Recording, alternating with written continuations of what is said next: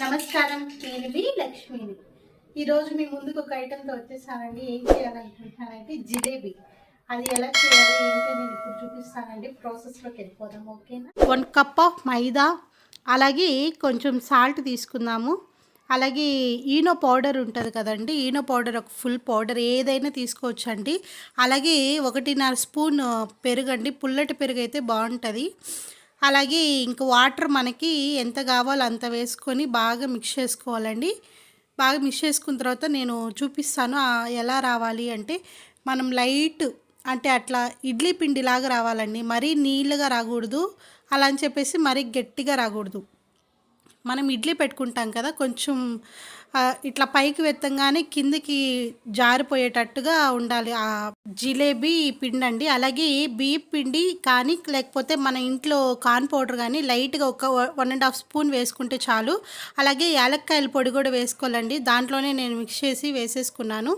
ఇంకా నెక్స్ట్ మనం ఎంత వాటర్ కావాలో ఎక్కువ పోసుకోకూడదండి. చూసుకొని నిదానంగా కలుపుకుంటూ మిక్స్ చేసుకుంటూ అంతా వేసుకోవాలి. ఈ విధంగా చూడండి, ఈ విధంగా రావాలి. దీంట్లో ఫుడ్ కలర్ అనేది మన ఆప్షనల్ అండి. రెడ్ అయినా వేసుకోవచ్చు, ఎల్లో అయినా వేసుకోవచ్చు, డైరెక్ట్ పింట్లో అయినా వేసుకోవచ్చు. లేదనుకుంటే మనం పాకం కాస్తాం కదండి, ఆ పాకంలో అయినా కొంచెం వేసుకుంటే సరిపోతుంది. సో ఇంకా 10 మినిట్స్ అలా సైడ్ పెట్టేసుకుందామండి. ఒక బాండలు తీసుకొని, బాండల్లో మనకి షుగర్ అండి, అంటే ఇదే పిండి తీసుకున్నాను కదా ఈ కప్పుతోనే, అదే కప్పుతో 1.5 కప్పు షుగర్ తీసుకున్నాను. అలా ఇంకేమైనా యాడ్ బెల్లంతో కూడా చేసుకోవచ్చు అండి. బెల్లంతో చేసుకుంటే ఇంకా బాగుంటుంది.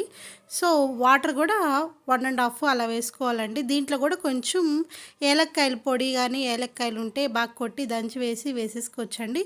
ఈ పాకం కూడా ఎలా రావాలంటే మనకి మరీ గట్టిగా రానక్కర్లేదు, జస్ట్ తీగ పాకం అంటారు కదా, జస్ట్ 2 ఫింగర్స్ ఇట్లా ట్యాప్ చేసినప్పుడు తీగ పాకం వస్తుంది కదండి, అలా వస్తే సరిపోతుంది. మనం ఎక్కువ పాకం గట్టి పాకం అలా అంతా ఏం చేయొద్దండి. జస్ట్ అలా అంటే పాకం వచ్చేస్తే సరిపోతుంది. ఇంకా స్టవ్ ఆఫ్ చేసుకొని పక్కన పెట్టేసుకుందామండి. అలాగే ఈ పాకం క్రిస్టలైజ్ అవ్వకుండా జస్ట్ ఒక 1/2 స్పూన్ లెమన్ వాటర్ వేసుకుంటామండి. ఖచ్చితంగా వేసుకోండి, అది క్రిస్టలైజ్ అవ్వకుండా గడ్డలుగా రాకుండా ఉంటుంది అనమాట. ఒక బాండట్లో కొంచెం ఆయిలే తీసుకోవాలండి. చూడండి 1 ఇంచ్ ఉంది అది. ఇంకా నేను ఈ పిండి తీసుకొని నీట్గా మళ్ళీ మిక్స్ చేసుకున్నానండి మధ్యలో కూడా. అలాగే మళ్ళీ ఇక్కడ కూడా ఇంకోసారి బాగా మిక్స్ చేసుకోవాలండి. మిక్స్ చేసుకొని ఇప్పుడు మనం జిలేబీ వేసుకోవడానికి ఏదో ఒకటి కావాలి కదా, గుడ్డు అయినా తీసుకోవచ్చు కాటన్ది, లేదనుకుంటే పాల ప్యాకెట్స్ అవన్నీ ఉంటాయి కదండి, అలా తీసుకొని ఏదైనా యూజ్ చేసుకోవచ్చు. సో నా దగ్గర పాల ప్యాకెట్ ఉంది, అది నీట్గా క్లీన్ చేసేసి అది ఆ గ్లాస్ లోపల ఇన్సర్ట్ చేసేసి ఈ పిండిని అంతా ఎత్తి దాంట్లో వేసేసుకున్నానండి. ఇప్పుడు హోల్ కూడా అంటే కొంచెం జాగ్రత్తగా హోల్ చూసుకొని చేసుకోండి. ఎందుకంటే హోలు మరీ ఎక్కువగా ఉండేటట్టు చేయొద్దు, చిన్నగా ఉండాలి. ఎందుకంటే మనం ఆల్రెడీ మైదా వేస్తున్నాం కాబట్టి అది ఉబ్బుతుందనమాట. సో మనం జస్ట్ చిన్న హోల్ పెట్టుకోవాలి. నేను ఇక్కడ చాలా మిస్టేక్ చేసేసిన తర్వాత అప్పుడు రియలైజ్ అయ్యానండి. మీరు మాత్రం ఇది చేయొద్దు. కానీ టేస్ట్ చాలా బాగుంటుందండి. మనం ఇన్స్టెంట్గా చేసేసుకోవచ్చండి. అప్పటికప్పుడే కలుపుకోవడము, ఒక 10 మినిట్స్ సైడ్ పెట్టేసుకొని ఈ పాకం కాచుకునే లోపల అయిపోతుంది. సో ఇంకా డైరెక్ట్గా మనం ఒక దాంట్లోకి తీసేసుకొని నీట్గా ఎంచక్కా వేసేసుకోవచ్చు. ఇంకా నీట్గా నేను పాల ప్యాకెట్ నీట్గా వాష్ చేసుకొని దాంట్లో వేసేసుకున్నానండి మొత్తం పిండి. ఇంకా ఆయిల్ కూడా జస్ట్ కొంచెం కాగితే సరిపోతుందండి. నేను పెద్ద హోల్ పెట్టేశానండి నేను అక్కడ. సో నాకు ఫస్ట్ రాలేదు సరిగా, తర్వాత ట్రై చేశాను మళ్ళీ. ఇంకా నీట్గా అలా వేసేసుకున్నాను. ఎట్లా వచ్చిందంటే ఉండలుగా అంటారు కదా, దగ్గర వేసేసాను నేను. అది నాకు టక్కని తెలియలేదు. ఒక పక్క పిండి అంతా కారిపోవడం వల్ల నేను దాంట్లో వేసేసాను. సో కాలిన వెంటనే ఈ పక్కనే పెట్టుకోండి. జీరాలో ముంచేసి ఒక 10 మినిట్స్లో లేపేసేయండి. సో తర్వాత ఒకరోజంతా రియలైజ్ అయ్యాను, ఇట్లా కాదు అని చెప్పేసి ఇలా వేస్తే ఇలా పెద్దగా వచ్చింది. ఇంకా మిగిలిన పిండి అంతా వేసేసానమాట. సో నేను చేసిన మేజర్ తప్పు ఇదే అండి. ఏంటంటే నేను పెద్ద హోల్ పెట్టుకోవడం వల్ల ఆ పిండి ఏమైపోయిందంటే దూరంగా లావుగా వచ్చేసింది. సో ఇంకా ఇది ఎవరైనా చేస్తున్నా కానీ జస్ట్ అది ఒక గుర్తుపెట్టుకోండి, ఇది ఇన్స్టెంట్గా చేసుకోవచ్చు అండి జిలేబీ. ఇది నేను ఇలా చేయడం వల్ల నాకు ఓరే ఎందుకు ఇలా చేసేసాని అనిపించింది. ఇంకా మిగతా పిండి అంతా నేను నీట్గా వేసేసుకున్నాను. వేసేసుకొని జీరాలో వేసి జస్ట్ సెకండ్స్ అంటే 1 మినిట్ అలా ఉంచి తీసేసి సరిపోతుందండి. ఇంకా నీట్గా చూడండి, ఇట్లా అంతా బాగా ఎక్కువ కూడా కాలనివ్వద్దండి ఆయిల్ని, జస్ట్ వామ్గా ఉండాలి. ఎక్కువ వామ్గా ఉంటే జిలేబీ లోపల కాలదు, బయటంతా మాడిపోయినట్టు ఉంటుంది. జస్ట్ త్వరగానే వేడైపోతుందండి జిలేబీ. సో కాలిపోయిన వెంటనే చేంజ్ చేసేసుకోండి పాకంలోకి. జస్ట్ 30 సెకండ్స్ ఆర్ 1 మినిట్ ఉంచుకొని తీసేసేయండి. చాలా బాగుందండి, టేస్ట్ మాత్రం ఖచ్చితంగా ట్రై చేయండి. అయిపోయింది వేడి వేడి జిలేబీ. చూద్దాం ఇది ఎలా ఉందో, టేస్ట్ చేసి నేనే టేస్ట్ చేసి చెప్తాను.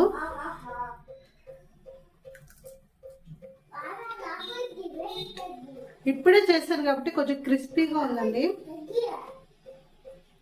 చాలా బాగా వచ్చిందండి. కానీ దీంట్లో నేను ఒక మిస్టేక్ చేశాను. టేస్ట్ వైజ్ అంతా బాగుందండి. ఆ మిస్టేక్ ఏంటంటే నేను మిల్క్ ప్యాకెట్కి పెద్ద హోల్ పెట్టడం వల్ల సో నాకు ఈ పెద్దగా వచ్చాయండి. సో ఎవరైనా చేసేవాళ్ళు స్మాల్ హోల్గా పెట్టుకొని ఇట్లా చుట్లు వేసుకోండి, లేదంటే పెద్దగా ఇలా దూరంగా వచ్చేసాయి నాకు. టేస్ట్ అంతా చాలా బాగుందండి. మా పిల్లలు ఉన్నారు, వాళ్ళని అడిగి చెప్తాను, వాళ్ళకి తినిపించి వాళ్ళ రివ్యూ కూడా మీకు ఇస్తానండి. చూడండి, మీకు ఇస్తున్నాను, టేస్ట్ చేసి చెప్పాలి. ఓకేనా జోషి? ఓకే.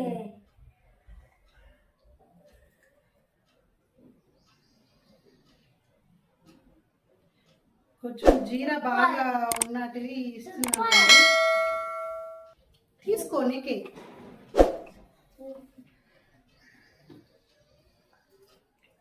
ఇలా చెప్పు జోషి, ఎలా ఉందో అక్కడ చూసి చెప్పు.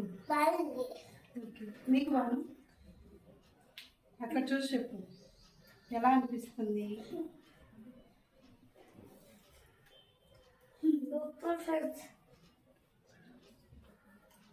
ఎస్ అండి, నిజంగానే చాలా బాగుంది.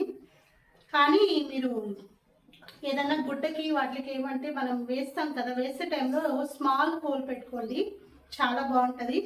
ఇన్స్టెంట్గా మనం జిలేబీ చేసుకోవచ్చు అండి, చాలా బాగుంది. మా పిల్లలు చెప్తున్నారు కదా.